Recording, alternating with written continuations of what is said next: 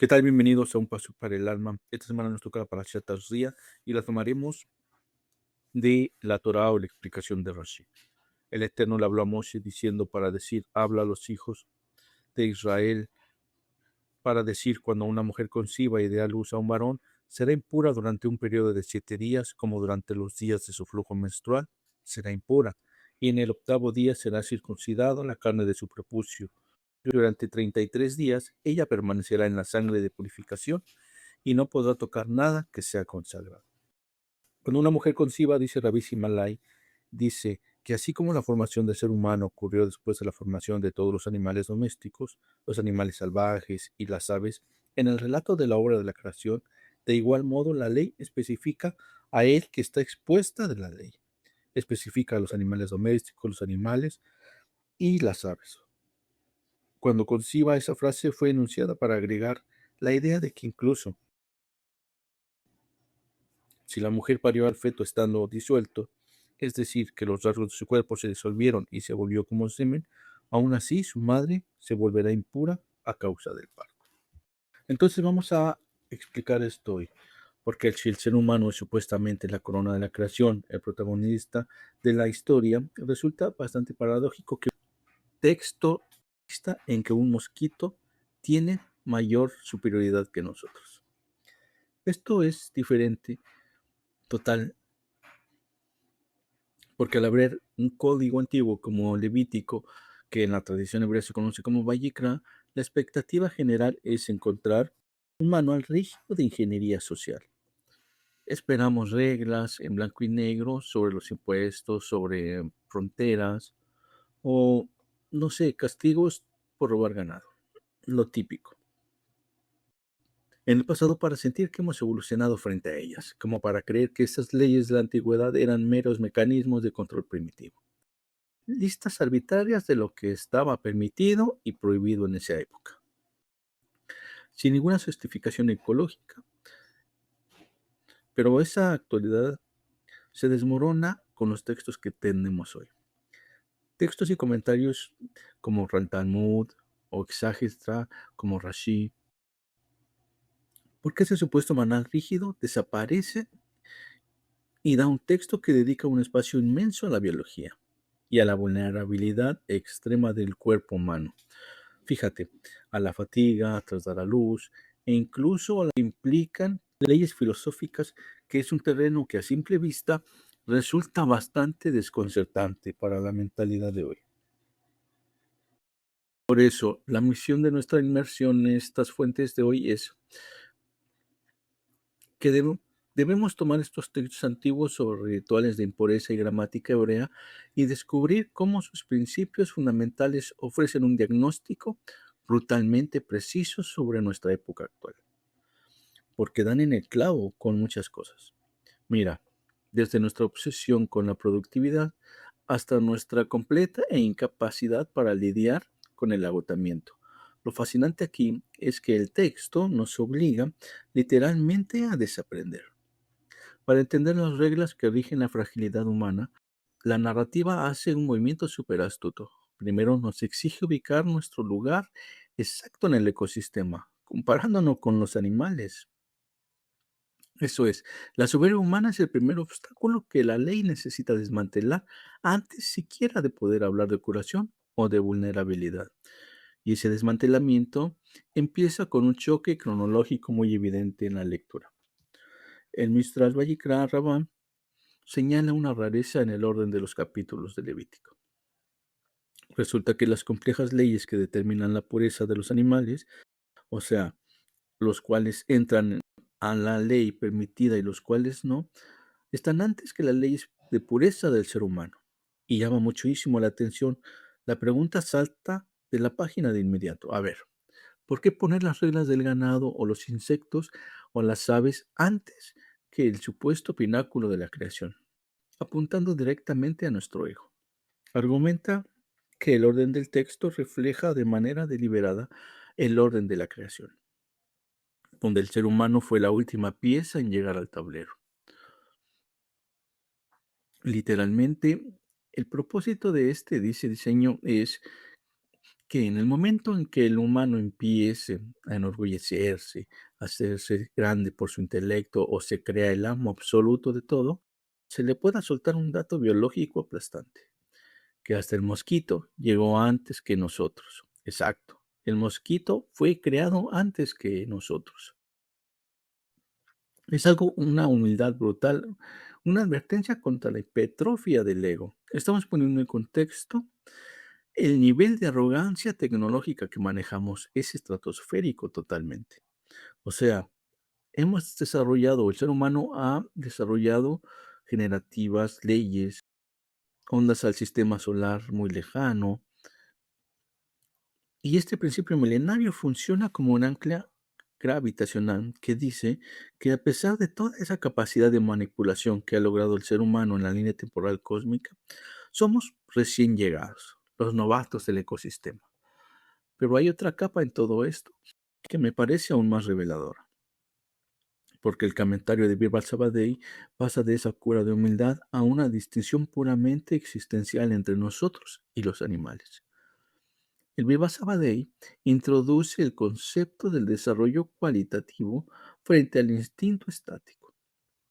Si observamos la naturaleza, vemos que un potrillo se pone en pie y corre a las pocas horas de nacer, o un pez que nada por instinto desde el primer segundo.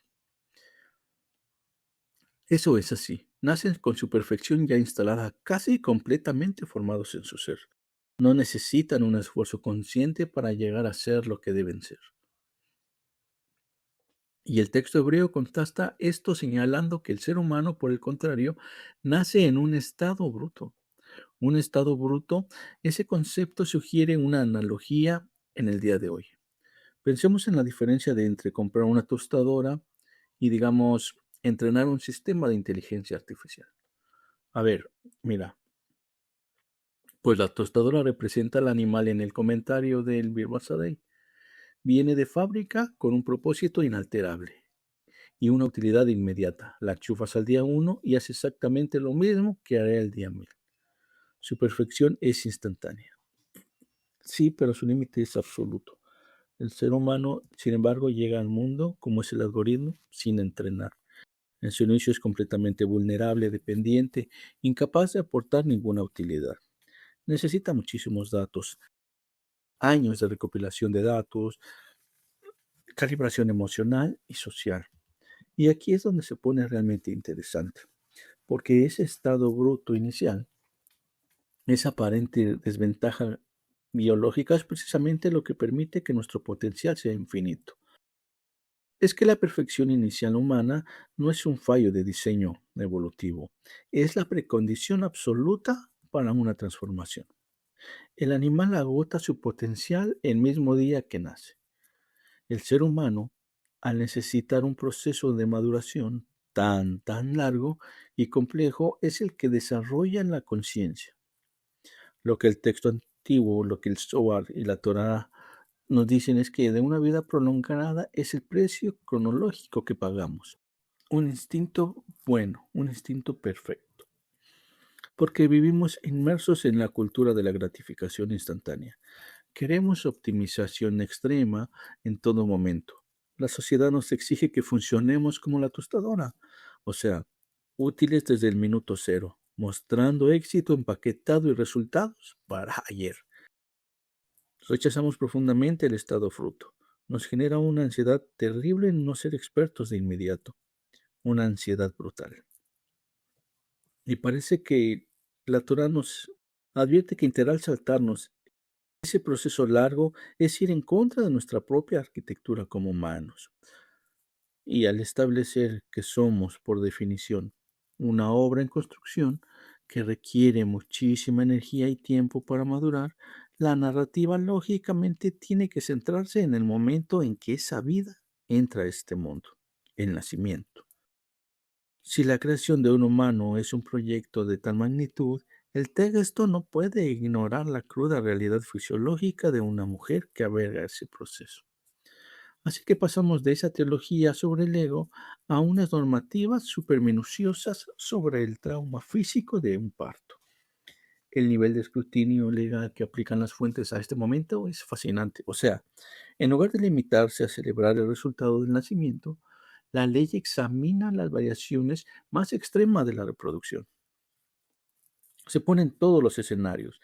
El Tratado Talmúdico de Nidá, junto con el comentario, establecen que las leyes de la mujer parturienta se activan incluso frente a tragedias biológicas. Discuten el caso en que un feto se ha disuelto o presenta características fluidas, perdiendo la forma humana. Es muy duro, sí, pero incluso el comentario menciona que la ley se aplica si la matriz se abre sin que haya presencia de sangre. Algo radical desde su época, pues desvincula el estatus legal de la mujer del producto visual de un parto. O sea, la ley no condiciona su protección a que entregue un bebé sano o viable. Se activa simplemente por el evento interno, por la apertura de la matriz y el exceso abrumador del cuerpo. Al incluir el escenario del feto disuelto o la falta de sangre, los legisladores antiguos insisten en que el trauma del cuerpo requiere un reconocimiento legal, sin importar si la sociedad tiene algo o no que celebrar al final. Pero esa separación entre el resultado y el evento fisiológico choca con un obstáculo inmensamente para nosotros hoy en día, y nos referimos a la terminología, porque al diagnosticar a la mujer tras el parto, el texto utiliza la palabra hebrea tuma, que históricamente se ha traducido como impureza, una traducción muy problemática. Muchísimo. Para cualquier sensibilidad moderna, escuchar que una mujer está impura después de dar a luz hace saltar todas las alarmas, pues suena una estima patriarcal, un fallo moral, un aislamiento que se considera sucio cuando acaba de arriesgar su vida. Pero es que esa reacción tan visceral ante la palabra impureza nace de traducciones deficientes. Han contaminado el concepto con ideas que no estaban en el texto original. Entonces, ¿cómo lo explica la Torá? Una idea de mancha moral. Explica que la raíz de la palabra está vinculada a flujo, pero sí indica que este término denota también dolencia y enfermedad. O sea, al definirlo como dolencia, eliminas automáticamente cualquier sombra de pecado. El texto es súper explícito en esto. Aclara que la mujer se le aplica este estatus porque experimenta sentirse mal y sus miembros y su cabeza se le hacen pesados, agotamiento puro y duro. Exacto, este es un estado que se reconoce de una forma autónoma, no juzga el alma de la mujer. Este es el reconocimiento formal de la fatiga ósea, muscular y extrema hasta superar el límite entre la vida y la muerte, ni más ni menos. Fíjate que en lugar de visibilizar el dolor, la ley, la Torah, obliga a la comunidad a detenerse. Si lo comparamos con la medicina actual, donde a menudo las quejas de dolor posparto se minimizan diciendo que, bueno, es un proceso natural, este código antiguo hace lo contrario. La Torah obliga a cambiar las expectativas sociales porque el cuerpo está exhausto. Y esto conecta con otro versículo que suele traducirse como literalmente como permanecer asentada durante sus días de purificación. Y el reduccionismo de imaginar a la mujer ahí anclada a una silla durante semanas es otro malentendido que la exagéresis clásica desmonta. La raíz de Teshup implica sentarse, pero su uso legal se refiere a establecerse o permanecer en un estado. El comentario subraya que no es una restricción física, es la asignación de un estatus protegido. Entonces, eso es permanecerá en la sangre de purificación, significa que la ley le garantiza un espacio temporal innegociable. O ninguna demanda externa puede obligar a la recuperación de esa pesadez. Y el texto para blindar este periodo de invulnerabilidad llega a un nivel casi microscópico. No se conforma con el diagnóstico médico. El reconocimiento médico de este trauma íntimo se codifica en la propia fonética de las palabras. Aquí es donde la inmersión de la gramática es alucinante. Totalmente revela una psicología asombrosa respecto a la individualidad, porque en el hebreo bíblico la gramática no es solo una descriptiva, opera como un vehículo teológico. El debate aquí se centra en la palabra tajará, que designa los días de pureza de la mujer, un periodo de 33 días en Levítico, donde la aparición de sangre no revierte su estatus. Y los comentaristas examinan un detalle visual y sonoro mínimo, la letra G al final de la palabra, y si lleva o no un punto gramatical llamado mapik. Entonces, ¿qué significa todo esto a nivel práctico? A ver, en las leyes modernas la burocracia devora al individuo. Un paciente entra al hospital y deja a una persona para hacer la vesícula de la habitación 3. El sistema homogeneiza. Claro, si la palabra tajará terminara con una G muda, silenciosa, sin el mapik, estaríamos ante el sustantivo abstracto, la pureza, un trámite clínico general, un concepto distante. Pero el texto indica otra cosa, y el comentario destaca que la inserción del mapir rompe esa homogeneización clínica. Al exigir que la letra G se pronuncie levemente, la gramática transforma el sustantivo en un pronombre posesivo femenino. O sea, ya no es la pureza general, no, es tajarata, los días de pureza de ella. El texto se niega a generalizar la sanación. A ella le devuelve su propiedad sobre su cuerpo, absolutamente. Al pronunciar esa letra, la ley establece que el regreso desde esa vulnerabilidad extrema es una experiencia intransferible. La dicta el propio ritmo de su cuerpo.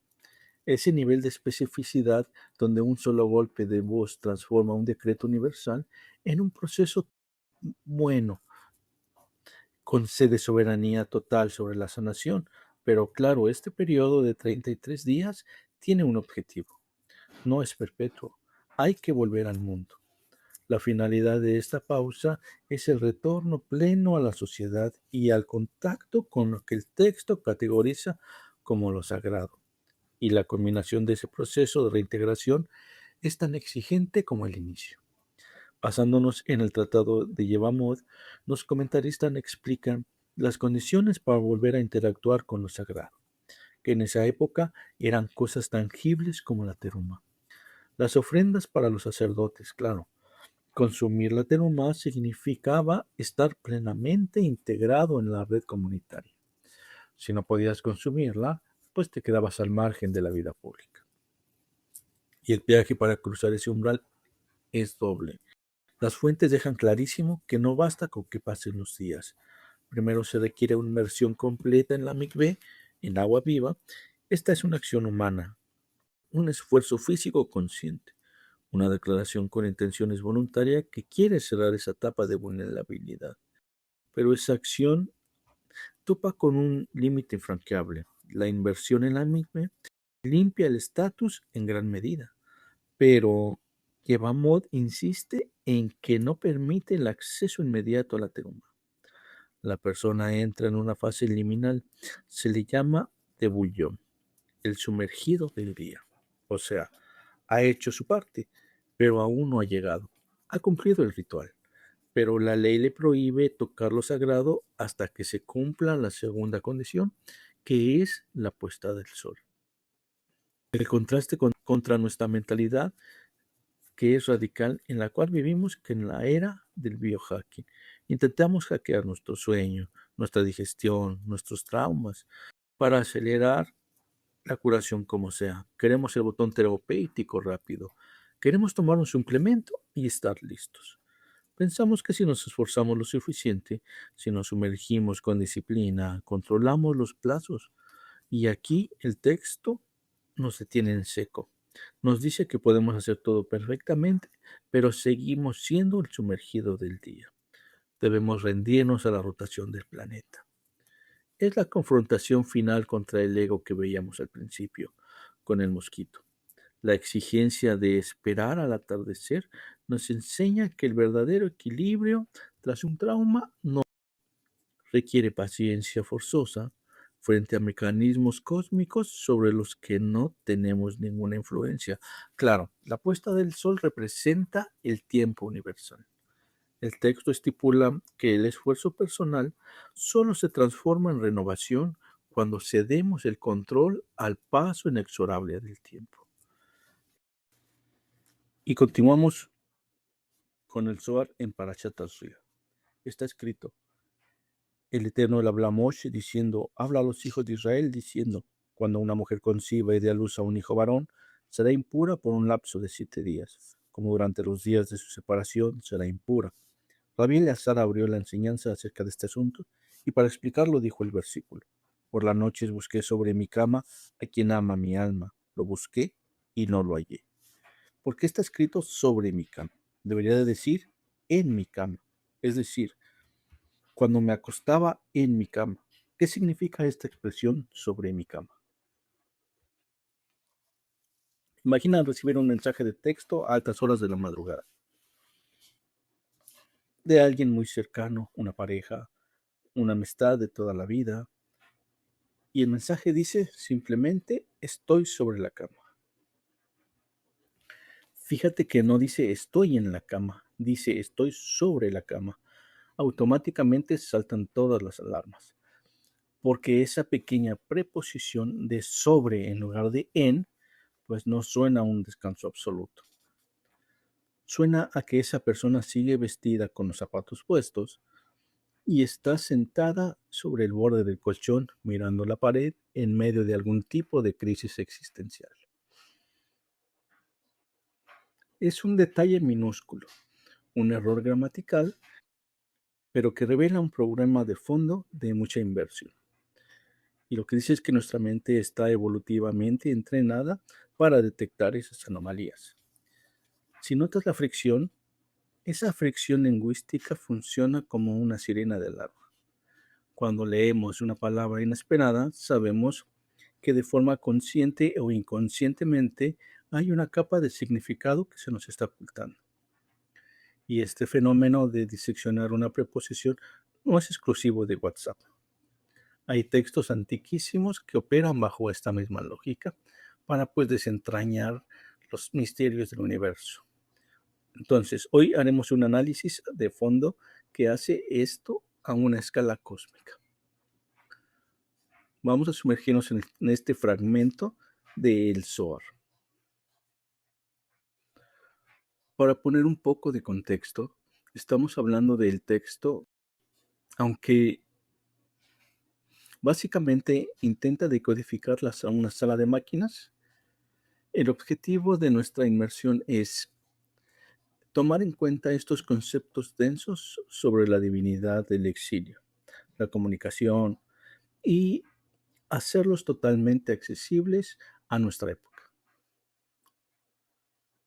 Vamos a desgranar esto, porque el análisis arranca con un rabino que se detiene en una sola palabra. Y eso desencadena una teoría loquísima sobre el protocolo de seguridad en el universo. Este es un punto de partida fundamental.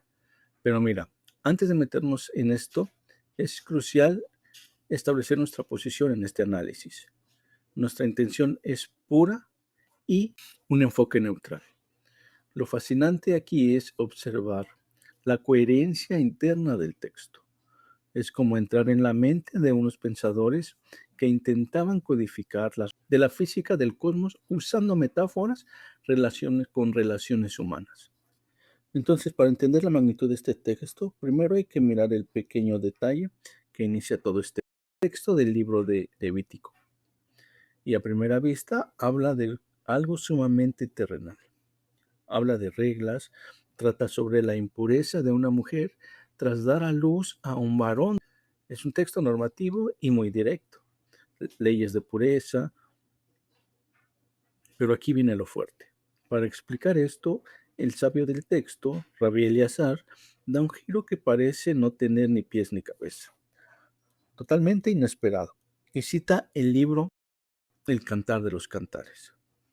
Cita el capítulo 3 que dice: por las noches busqué sobre mi cama a quien ama mi alma. Lo busqué y no lo hallé. Y lanza la gran pregunta: ¿por qué dices sobre mi cama en lugar de lo lógico que sería en mi cama? Y ese salto de la regla de Levítico a un poema de amor desesperado, pues es donde mucha gente se pierde. Esto no parece tener relación, pero hay un puente lógico muy sólido si entiendes su sistema. En este misticismo, el nacimiento físico es un proceso complejo en que traer un alma pura desde los mundos superiores y meterla en un recipiente de carne y sangre en este mundo físico es literalmente un descenso, o sea, que es una caída. El alma entra en contacto con la finitud. Esa transición genera lo que el texto llama impureza. Pero ojo, aquí impureza no es algo pecaminoso. No, es simplemente el choque entre lo infinito y la decadencia de la materia. Entonces estamos diciendo que Rabino usa la metáfora de dar a luz para hablar de un descenso espiritual en general. Rabí Eliezer conecta esa impureza del nacimiento con otra caída mucho más mayor. Usa esa anomalía del texto para introducir a una entidad que ha sufrido el desplazamiento absoluto. Quien habla de ese verso en el Cantar de los Cantares no es una persona cualquiera. El texto revela que es la congregación de Israel descrita como la Shejina, o sea, la presencia divina en sí misma. Cuando uno piensa en las religiones monoteístas tradicionales, la idea es que la divinidad es una entidad única, indivisible, perfecta, que está arriba en los cielos y que, claro, esa es la misión clásica. Pero aquí estamos hablando de la Shejina como si fuera un personaje que sufre. Y el texto dice que busca a quien ama su alma, como si la divinidad estuviera, no sé, dividida en dos. Esto rompe un poco los esquemas. Los rompe por completo, ya que es el concepto central que hay que asimilar. Según esta cosmología, la divinidad es su esencia más pura si es una e inconcusible. Sin embargo, en su interacción con el universo creado, se manifiesta a través de varias emanaciones o aspectos, y el exilio del pueblo, la ruptura del mundo, provocaron una fractura en cómo se experimenta esa divinidad. La Shejina representa el aspecto femenino inminente. Es la presencia que habita en este mundo. Quien ama su alma es el aspecto masculino trascendente que se queda en los reinos superiores. O sea que no es solo que el ser humano sufre el exilio, es que el propio universo, la divinidad, está deslocada. Y volviendo a la analogía de antes, si esta presencia divina dice, estoy sobre la cama, pues suena eso, a que está sentada encima del colchón sintiendo esa dislocación, esa incomodidad de estar en un lugar que no es el suyo. Ningún confort. El texto nos dice que la Shejina pidió por el exilio voluntariamente para no abandonar a su pueblo. Muy fuerte. Y la describe morando en el polvo con gran aflicción. Entre los demás pueblos, fíjate que se produce un descenso literalmente entre mundos místicos. Del mundo de la emanación, llamado Tzilut, que sería como el nivel superior, o sea, el nivel perfecto, y desciende al mundo de la creación, que el texto llama profundamente del polvo. Esto es como la CEO de una multinacionalidad inmensa, que es el mundo de la emanación, de repente tuviera que abandonar su super despacho, su oficina de cristal en un ático, y viera que sus empleados desplazados están en un sótano polvoriento sin ventanas y decide bajar allí a trabajar simplemente para no dejarlos solos. La imagen es buena, ¿no? Pero mira, necesitamos añadir un matiz tremendo. En un entorno empresarial, la CEO sigue teniendo su estatus, aunque baje al sótano.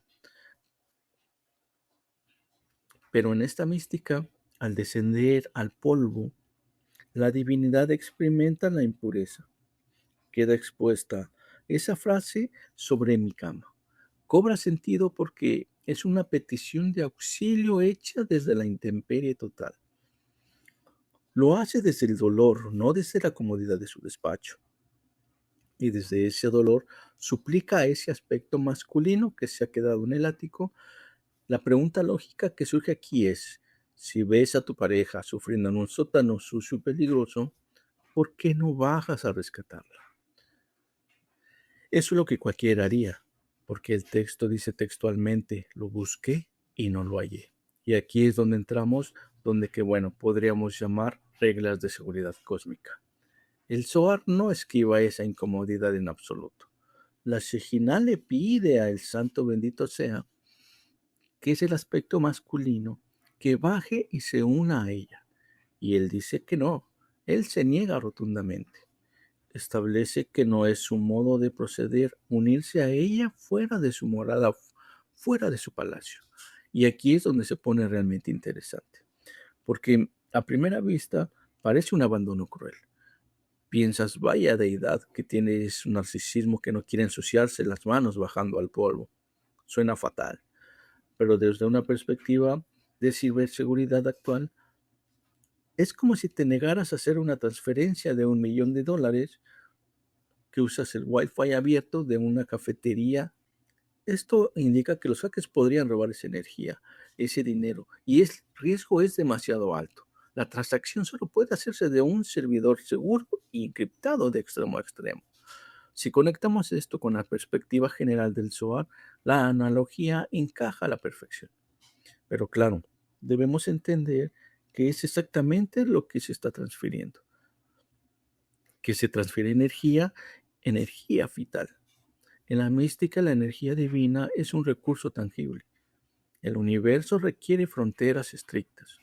En el mundo de la emanación, las defensas son absolutas. El servidor seguro. Pero en los muros inferiores, en el exilio, el entorno está lleno de entidades impuras, denominadas Hitzonim, o sea, los hackers de la cafetería. Viven de parasitar esa energía. Si la unión divina se diera en el exilio, fuera de la jurisdicción sagrada, esos hackers robarían toda esa energía generada. Alimentarías a las fuerzas oscuras. Eso no es crueldad, este es un protocolo de seguridad muy básico, una contención de daños pura y dura. Por eso el texto dice que ella revela que solo estará a salvo cuando estén atadas en el templo sagrado, en un lugar santísimo, porque el lugar santísimo funcionaba como ese portal directo, ese servidor encriptado. Ahí los Yitzonim no podrían entrar. Entendamos que la energía física es un gran problema de hackeo. Esto tiene lógica, pero pues al menos podrían comunicarse, ¿no? O sea, si no puedes venir a rescatarme, pues mándame un audio o hazme una videollamada. Sin embargo, el texto revela un cortafuegos muy importante hasta la comunicación. Eso es un aislamiento desgarrador. La Shejina se queja de que no hay comunicación por voz y vuelve a citar el cantar de los catares en el capítulo 5 y dice, él lo llamé y no me respondió. El silencio divino absoluto. Y el motivo que da el texto es que al morar entre otros pueblos, la voz no se expandirá fuera de esos límites de la tierra de Israel. Esto suena a un bloqueo geográfico.